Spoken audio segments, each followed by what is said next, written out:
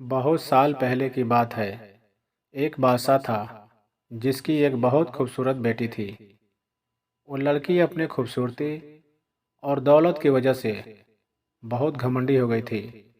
कहीं से भी उसकी शादी के लिए रिश्ता आता तो वो उसे ठुकरा देती थी और उसका खूब मजाक बनाती थी।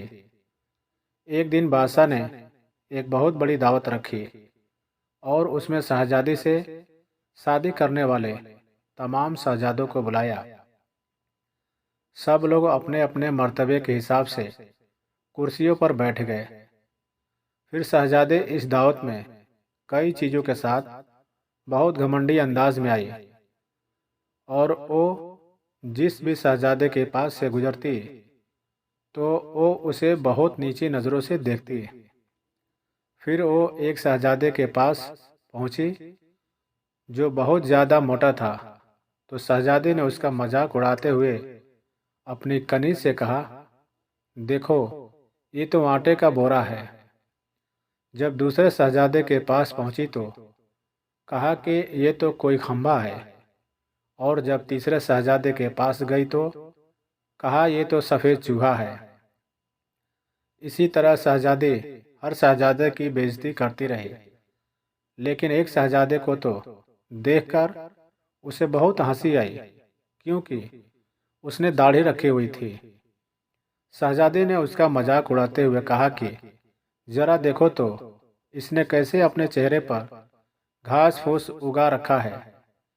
बादशाह ने जब ये देखा कि कैसे मेरी बेटी मेहमानों का मजाक उड़ा रही है तो बादशाह को बहुत गुस्सा आया और उसने ये भरे दरबार में ऐलान कर दिया कि शहजादी पसंद करे या ना करे, लेकिन मैं इसकी शादी किसी गरीब या फकीर से करवाऊंगा। इस ऐलान के बाद तमाम लोग वहां से चले गए। फिर कुछ देर बाद वहां एक भिखारी आया जो गली मोहल्ले में गाने गाया करता था। फिर वो शाही महल के खिड़की के पास बैठकर गाना गाने लगा। जब बादशाह ने उसकी आवाज़ सुनी तो उसने अपने नौकर से कहा कि उसको यहाँ बुलाकर लाओ। तो नौकर फटे पुराने कपड़े वाले उस भिखारी को अंदर बुलाकर ले आया। फिर उस भिखारी ने शहजादी के सामने बहुत अच्छा एक गाना गाया और फिर बादशाह से इनाम मांगा। तो बादशाह ने कहा, तुमने बहुत अच्छा गाना गाया है, मैं तुम्हें बहुत अच्छा इनाम दूंगा। मैं अपनी बेटी की शादी तुमसे करवाऊंगा। शहजादी ने जब ये सुना तो वह हैरान हो गई। उसने बहुत ज़्यादा ड्रामा किया, लेकिन बादशाह ने उसकी एक ना सुनी। बादशाह ने उसे डांटते हुए कहा कि मैंने मेहमानों के सामने ये वादा किया था कि मैं तुम्हारी शादी किसी भिखारी से करूंगा। अब मैं वो कसम पूरी कर रहा हूँ। उसके बाद बादशाह ने उन दोनों का निकाह भी करवा दिया और कहा कि अब तुम अपने शौहर के साथ जाने की तैयारी कर लो। शहजादी रोती पीटती उस भिखारी के साथ गई। रास्ते में वो एक शिकार गाह के पास से गुजरी। वो शिकार गाह बहुत बड़ी थी। तो शहजादी ने भिखारी से पूछा कि ये शिकारगाह किसकी है। तो भिखारी ने कहा कि मैंने सुना है कि तुमने एक दाढ़ी वाले का मजाक उड़ाया था। ये शिकारगाह उसी दाढ़ी वाले की है। अगर तुम उस दाढ़ी वाले से शादी कर लेती तो ये शिकारगाह तुम्हारी होती। इसके बाद वो एक बड़े से बाग में पहुंची। ये बाग देखकर शहजादी ने पूछा कि ये बाग किसका है। तो भिखारी ने कहा कि ये बाग भी उसी दाढ़ी वाले का है। फिर वो एक बड़े अजीमो शान शहर में दाखिल हुई। इतना बड़ा और खूबसूरत शहर देखकर शहजादी हैरान हो गई। उसने पूछा कि इस शहर का मालिक कौन है। तो भिखारी ने कहा, यह शहर दाढ़ी वाले के मुल्क में आता है। अगर तुम उससे शादी कर लेती तो ये सब तुम्हारा होता। शहजादी ने अफसोस करते हुए कहा कि मैंने बहुत बड़ी गलती कर दी, काश मैं उससे शादी कर लेती।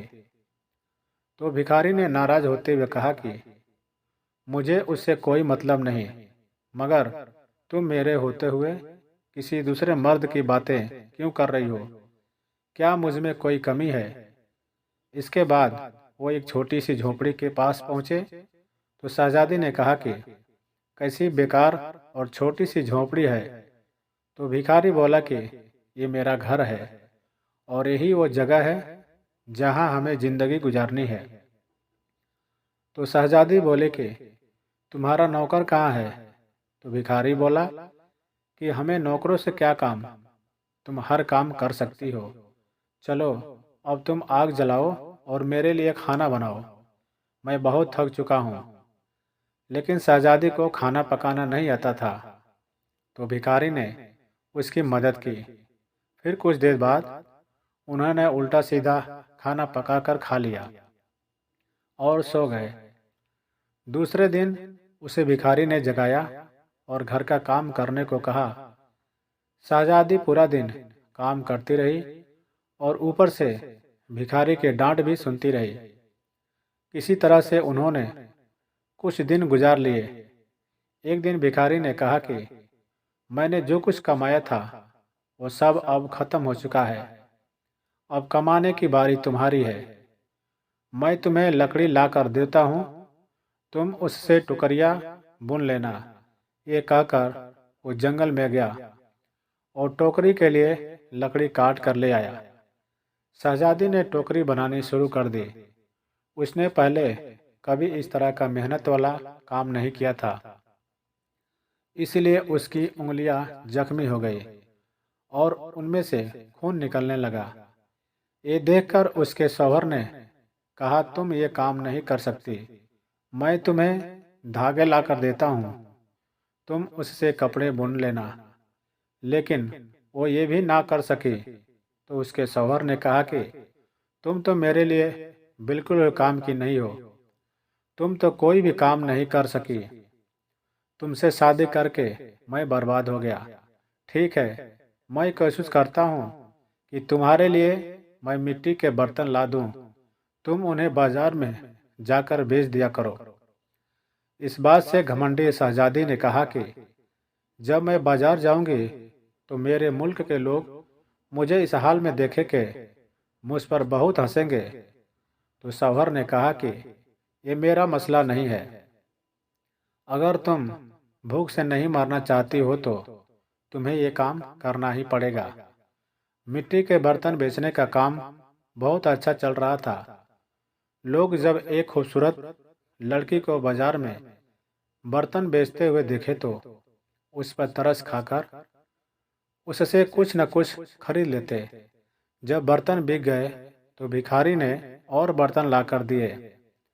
इसी दौरान एक सिपाही वहां से गुजरा तो उसने बर्तन लेकर उसमें लात मारकर तोड़ दिए और कहा कि दोबारा तुम इस तरह से रास्ता मत घेरना, एक तरफ बर्तन रखकर बेचना, बीच रास्ते पर मत बेचना।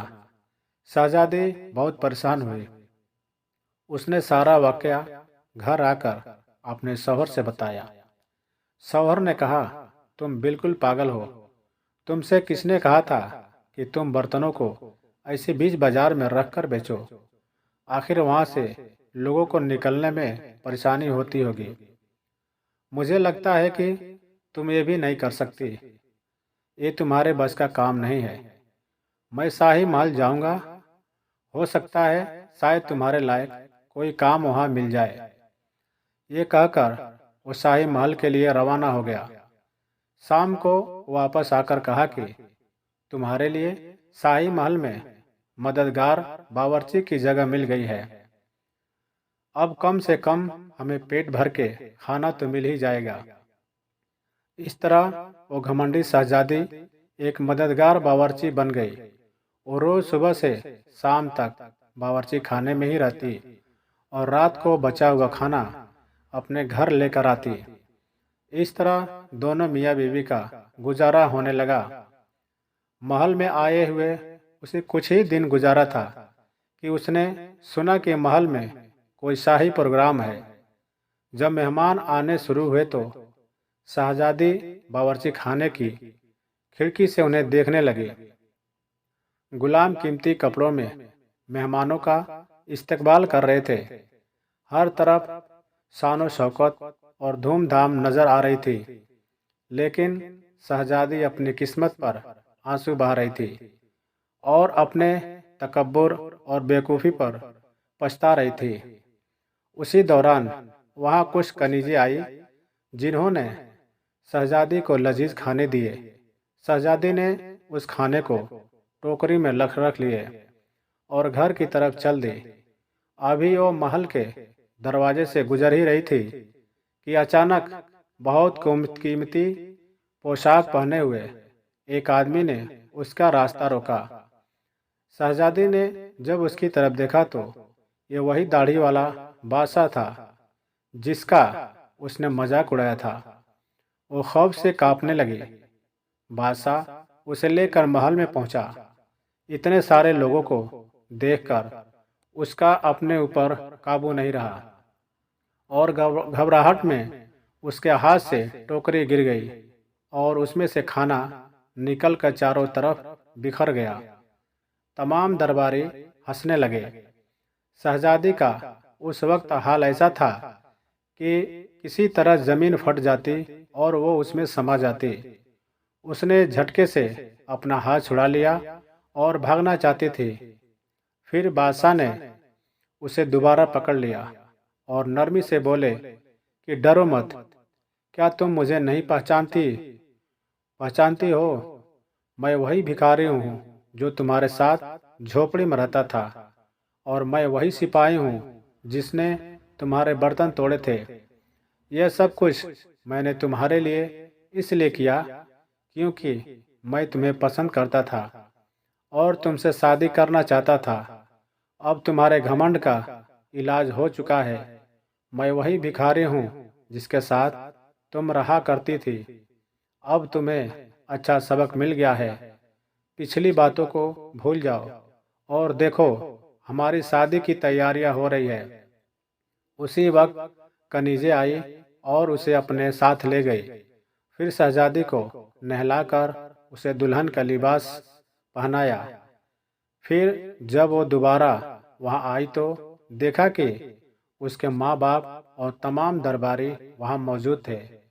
लोगों ने उसे मुबारकबाद दी। उस वक्त शहजादी बिल्कुल बदल गई थी। उसका गुरूर, उसका घमंड सब खत्म हो चुका था। उसने जिंदगी गुजारने का ढंग सीख लिया था। सबक: दोस्तों, हालात जैसे भी हो, इंसान को कभी अहंकार और घमंड नहीं करना चाहिए। ऊपर वाले का हमेशा शुक्र अदा करना चाहिए। दोस्तों, अगर वीडियो अच्छी लगे तो लाइक करें और चैनल पर अगर नए हैं तो सब्सक्राइब जरूर करें। Thank you.